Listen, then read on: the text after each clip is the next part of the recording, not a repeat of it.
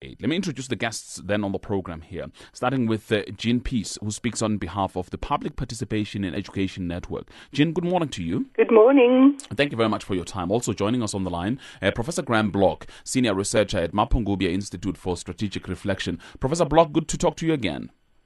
Good morning, Xolani, and good morning to Jean, and I believe you're going to speak to somebody from Equal Education. So I'm hoping, Yolisa Dwane, we're still trying to put a call through, unfortunately unable to get through to her at the moment, but as soon as we are able to, we'll certainly put her on the radio to talk about these matters. All right, firstly, let me start with Jean. Jean, what is Public Participation in Education Network?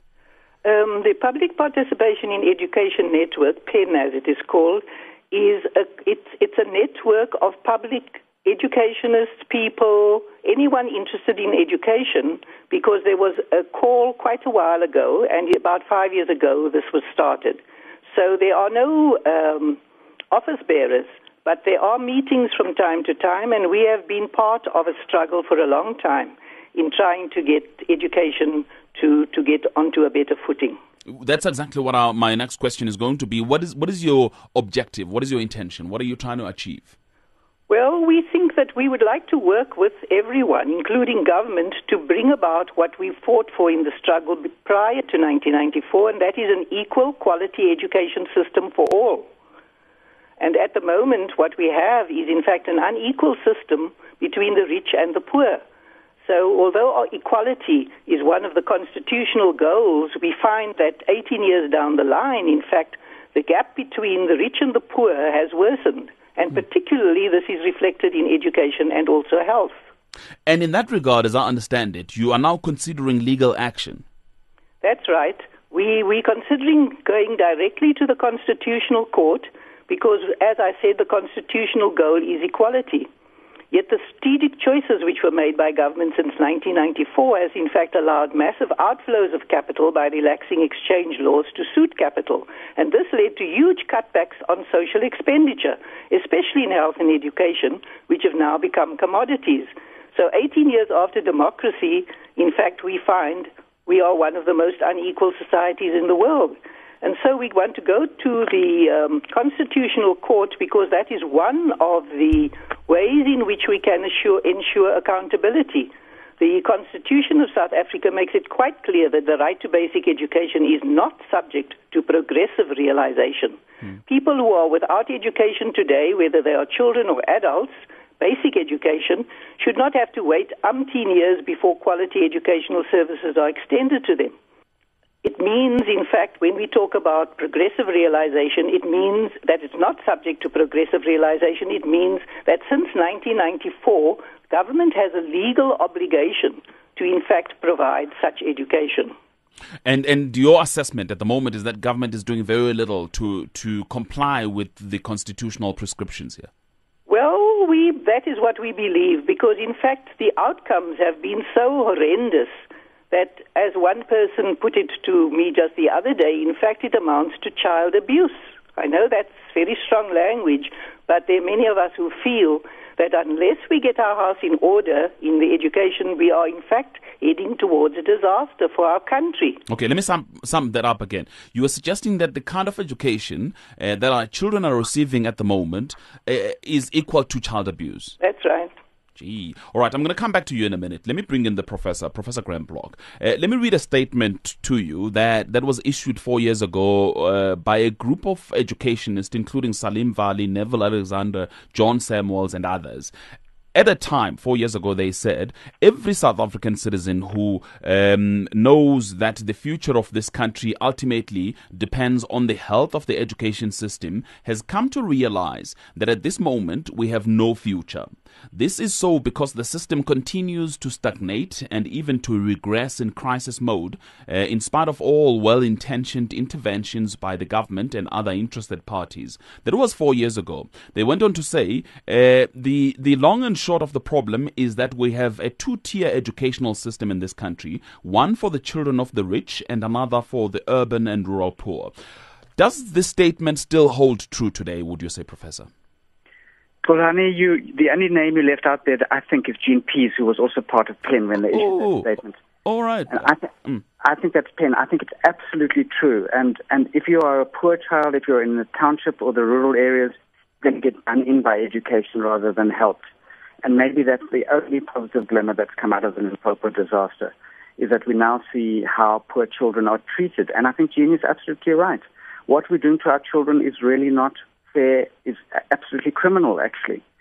And look, I think things are slowly getting better. If you look at the statistics, if you look at the number of people with matric and so on, it's slowly getting better. But the world is in crisis, and the world is very competitive, and it's not waiting for us to slowly catch up. So the small improvements are just not good enough. We are in trouble. Jean, I'm sorry to have missed out your name in that particular statement. Oh, no, that's fine. Because, well, I mean, it makes even more sense then to say to you whether or not you think that statement, which was issued, I think it was in 2008, that statement still holds true today.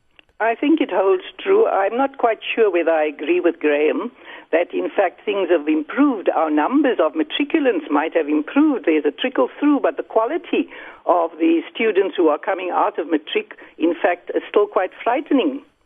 I mean, we're talking about 42,000 black school learners who leave at the end of each year. That's out of over 1.5 million 6-year-olds who enter the public school system. And then after 12 years, we've only got about 42,000 learners who have the potential to hold down a skilled job. So 4 years ago, you and a couple of other prominent educationists were talking about a crisis mode for the education system. And you're suggesting that things have gone worse? We certainly believe that things have gone worse and that drastic action needs to be taken immediately. Jean, what is the problem? Well, it's a systemic problem. I think that basically the management, there's too much maladministration at all levels. We have whole provinces that are in crisis. The worst hit ones are those where, in fact, we've always had multiple deprivation, the former homelands, Eastern Cape, Limpopo, KZN, and so on. And I think Parliament, all the political bodies, the Education Portfolio Committee, your national and provincial ministers of education, not only Angie Masheka, all the whole bureaucracy, we have a huge bureaucracy. We've got a 236 billion rand budget, which is 20% of government expenditure going on out from our taxes to education. And yet the outcomes are atrocious. South Africa ranks 133 out of 142 in all countries in education, literacy, numeracy, maths, and so on. And we do worse than countries like Malawi and Swaziland, which are much poorer countries. So what is happening? 80% of this budget goes to salaries, leaving little for infrastructure and resources for schools.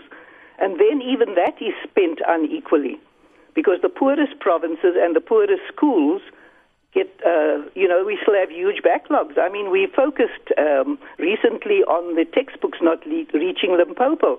But what about the 30,000 classrooms? There's a backlog of 30,000 classrooms in Limpopo.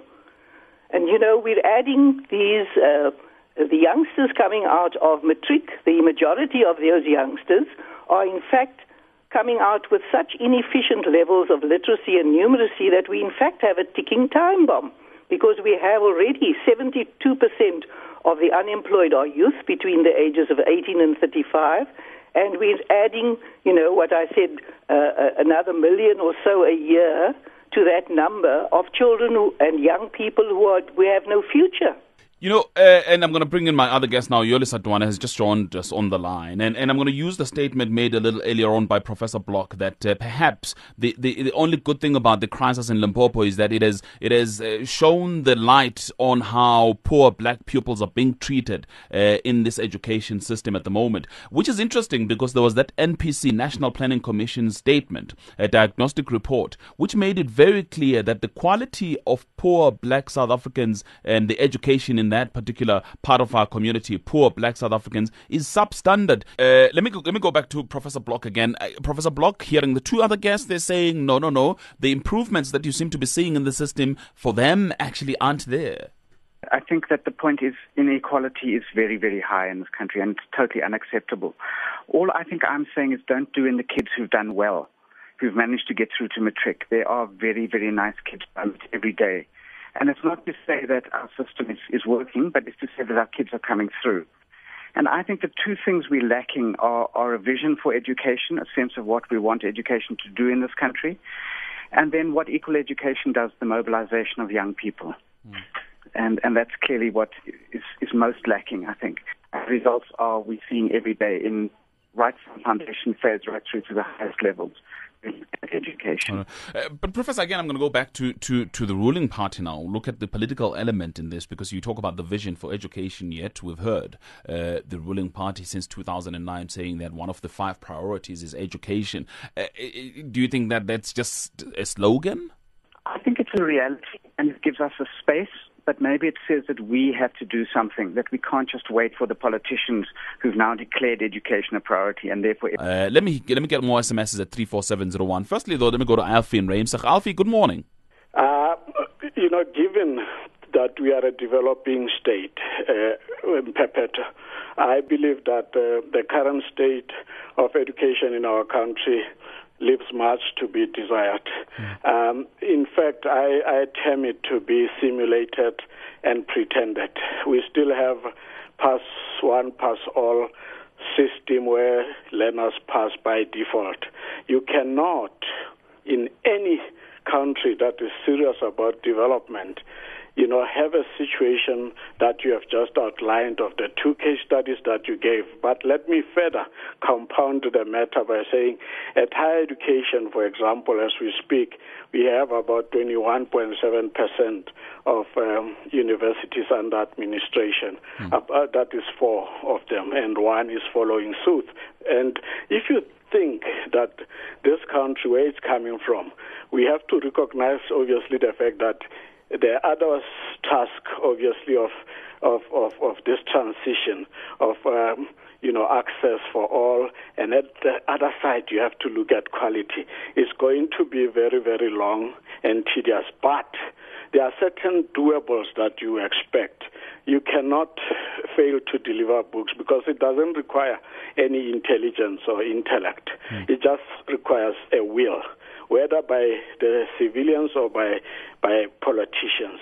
And from where I'm sitting, Tolani, it is said that we still have records of children that attend schools under trees. I have been in education task teams, and I've recently went to Asia, as I've spoken to you previously.